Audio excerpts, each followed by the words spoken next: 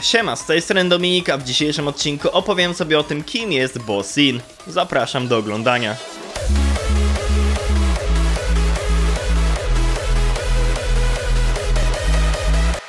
Nie od dziś wiadomo, że internet jest domem dla niemalże każdego rodzaju humoru i niemalże każdy znajdzie w nim choć odrobinę radości. Jednak istnieje pewna specyficzna strefa w sieci, w której uśmiechamy się naprawdę szeroko i głęboko. I to wszystko za sprawą spoconych i umieśnionych mężczyzn uprawiających zapasy. Oh shit, I'm sorry. Fuck you! Sorry for what? Fucking slaves, get your ass back here! Poziom absurdu i komiczności w tak zwanych treściach dla dorosłych nie są niczym nowym, a przykładów naprawdę nie trzeba szukać daleko. Wystarczy wspomnieć Billego Harringtona i jego wyjątkowo muskularne, a przy tym ekscentryczne filmiki, które z czasem przeobraziły się w gigantyczny mem pod szyldem Gachi Muchi. Stało się tak dlatego, że Harrington zdobył ogromną popularność w Japonii. Wszystko zaczęło się w 2007 roku, gdy ktoś wrzucił fragment z Workout Muscular Man 3 na platformę Nico Nico. Z czasem wszelkie przeróbki i parodie rozlały się po całym internecie. Niestety, Billy Harrington zginął w 2018 roku w wypadku samochodowym, ale legenda o nim oraz całej kulturze Gachi Muchi wciąż w internecie jest żywa, również w Polsce. Duży wpływ na utrzymanie tej mody miał też Ricardo Milos, którego specyficzny taniec szybko stał się ogromnym wiralem w 2019 roku. Jednak z internetowego świata już odszedł, zanim stał się ogromnym wiralem, skupiając się na życiu prywatnym. W pewnym momencie w tej specyficznej części internetu powstała więc pustka, którą ktoś prędzej czy później musiał wypełnić. I tą właśnie osobą był Bosin. Owszem, nagrania z jego udziałem nie mają dokładnie takiego samego klimatu, co klasyczne filmiki z Gachi Muchi, ale ich humor i pozornie niezamierzona komedia, a także charakterystyczna aparycja Bosina sprawiły, że memy z nim w roli głównej zaczęły bić rekordy oglądalności. Materiały z jego udziałem zdobywają miliony wyświetleń, co przekłada się również na jego rozpoznawalność w branży, a sam Bosin pozostaje aktywny w sieci, nie zamierzając rezygnować ze swojej popularności. Jest to postać wyjątkowo barwna, a w związku z tym mam dla was kilka ciekawostek, których wielu z was się na pewno nie spodziewa. Tak więc przejdźmy do konkretów. Kim jest Bosin? Dzisiaj mam dla was coś specjalnego. Grę, którą stworzył Sam i Samu, czyli jeden z największych youtuberów w Polsce. One Night Casino. To największa polska gra typu social casino, co oczywiście oznacza, że tylko naśladuje ona mechaniki znane z prawdziwych kasyn, ale nie oferuje hazardu w realnym świecie. Tak samo jak CS nie angażuje nas w prawdziwe operacje antyterrorystyczne, a GTA nie robi z nas prawdziwych gangsterów. Dzięki temu możesz cieszyć się emocjami rodem z najlepszych salonów gier. I to bez utraty prawdziwych pieniędzy, więc oczywiście gra jest w pełni legalna. Firma odpowiedzialna za projekt jest zarejestrowana w Polsce, a gra jest zgodna z polskim prawem. Każda aktualizacja przechodzi rygorystyczne kontrole w Apple Store i Google Play, które niezwykle szczegółowo sprawdzają gry z kategorii Social Casino. Ze względu na jej charakter jest wyłącznie przeznaczona dla osób pełnoletnich, które chcą poczuć kasynowy klimat bez ryzyka finansowego. Rozgrywka pozwala grać ze znajomymi, tworzyć kluby i rywalizować w rankingach. Wszystkie mechaniki są przejrzyste i uczciwe, dzięki czemu zapewniają długie godziny bezpiecznej i ekscytującej zabawy. Dodatkowo dla moich widzów przygotowano specjalny kod promocyjny Dominius. Życzę miłej rozgrywki. Bosin w rzeczywistości nazywa się Yannick DeVoe.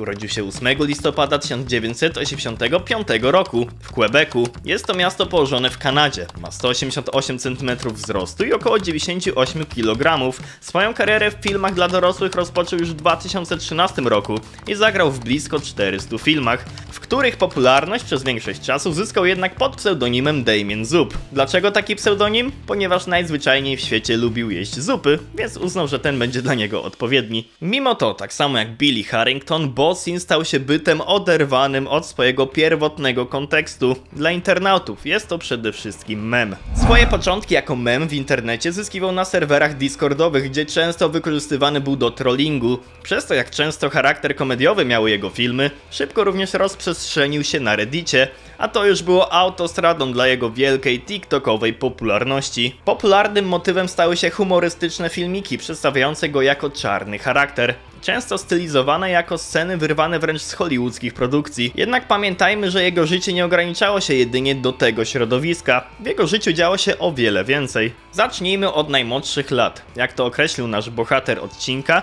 w liceum nie był nikim szczególnym. Mało tego, rzucił szkołę w wieku 16 lat, aby skupić się na karierze zawodowego snowboardzisty. I rzeczywiście jego umiejętności można zweryfikować, ponieważ istnieją materiały, na których pokazuje, jak jeździ na desce. Jednak w perspektywie czasu okazało się, że to jednak za mało, by zawodowo rozwinąć się w tym kierunku. Zimowe sporty ekstremalne nie były jego jedynym zamiłowaniem, również był właśnie fanem treści dla dorosłych. Skoro nie wyszło w jednym, spróbował sił w drugim i z perspektywy czasu, jak widać, zrobił niemałą karierę. Swój angaż w filmach dla dorosłych rozpoczął w wieku 25 lat. Z automatu polubił wszystko, co się z tym wiąże, a ważna przede wszystkim dla niego w trakcie zdjęć jest dobra energia.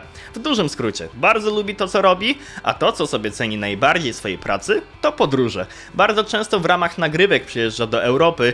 Jak mówi w wywiadach, pojawia się na naszym kontynencie co najmniej raz w roku. Pewnie wielu osób nie zdziwi fakt, że w związku z tym bardzo często pojawia się w Czechach. Dla przykładu możemy zobaczyć, jak Bosin bierze udział w turnieju picia piwa, w którym zajął drugie miejsce. Swoją drogą, bardzo lubi piwo. Myślę, że kilka następnych informacji może już was trochę zdziwić. Wychodząc naprzeciw tym wszystkim memom, warto zaznaczyć, że Bosin jest przede wszystkim emocjonalnym człowiekiem i przykłada dużą wagę do miłości. Pewnie ze względu na te wszystkie komediowe scenki z innymi mężczyznami, byliście pewni, że utożsamia się jako osoba homoseksualna.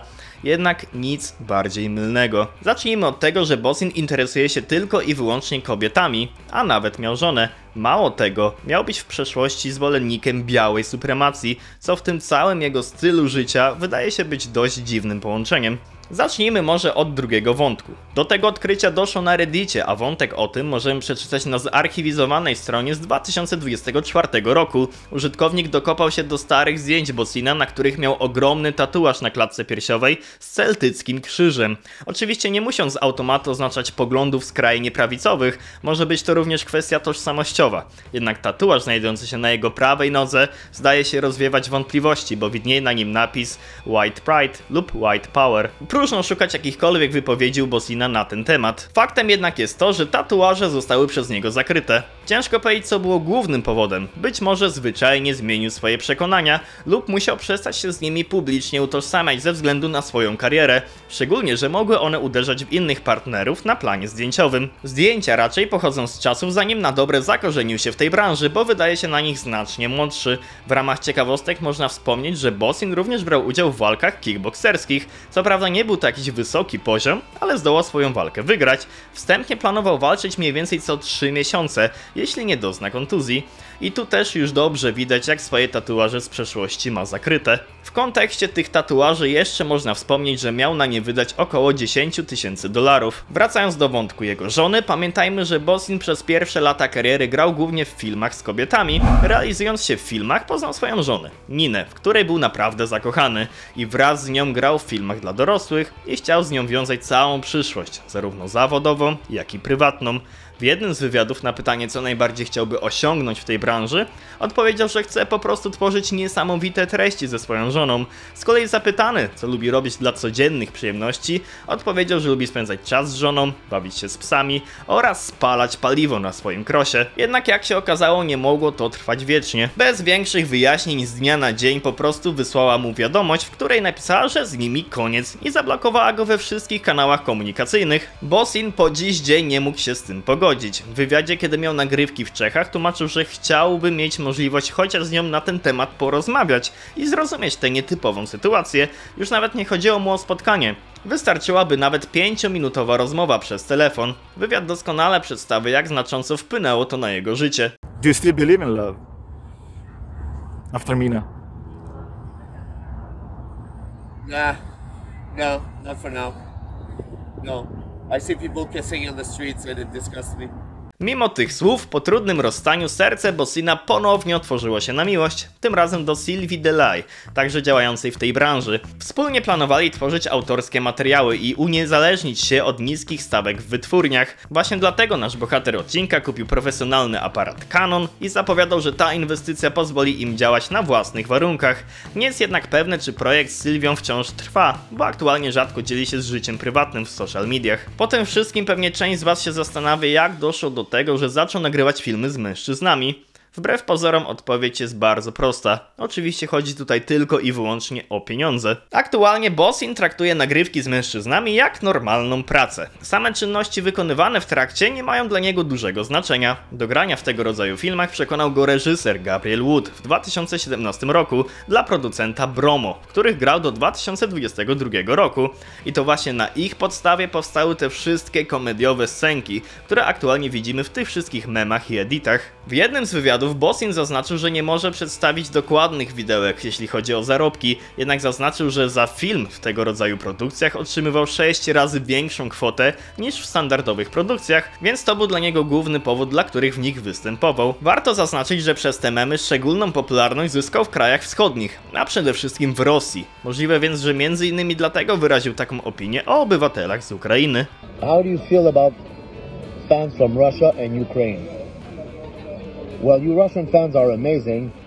Ukrainians, they're a piece of shit people. They steal our jobs in Canada. They do the same here. Look, they're lazy m***ers.